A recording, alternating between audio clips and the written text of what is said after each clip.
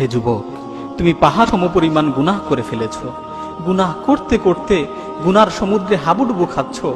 পৃথিবীর এমন কোনো খারাপ কাজ বাদ নেই যেটা তুমি করনি। পৃথিবীর এমন কোনো পাপাচার বাদ নেই যেটা তুমি করনি। তুমি মনে মনে ভাবছো যে আল্লাহ সুবহানাহু ওয়া তাআলা তোমাকে কখনোই ক্ষমা করবেন না। আল্লাহর রহমতের ব্যাপারে তুমি নৈরাশ হয়ে গেছো। কিন্তু জেনে রাখো, আল্লাহ তাআলা তোমাকে লক্ষ্য করে বলছেন, ইয়া ইবাদিয়াল্লাযীনা আসরাফু আলা আনফুসিহিম লা তাকনাতু মির রাহমাতিল্লাহ ইন্নাল্লাহা ইয়াগফিরুয যুনুবা জামিআ ইন্নাহু হুয়াল গফুরুর রহিম।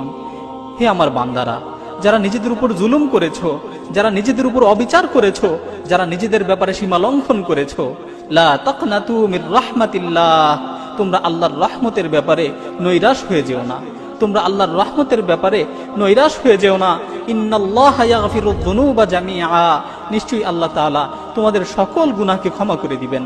নিশ্চয়ই আল্লাহ তাআলা তোমার জীবনের সমস্ত গুনাহকে ক্ষমা করে দিবেন। ইন্নাহু হুয়াল গফুরুর রহিম, নিশ্চয়ই তিনি ক্ষমাশীল ও পরম দয়ালু।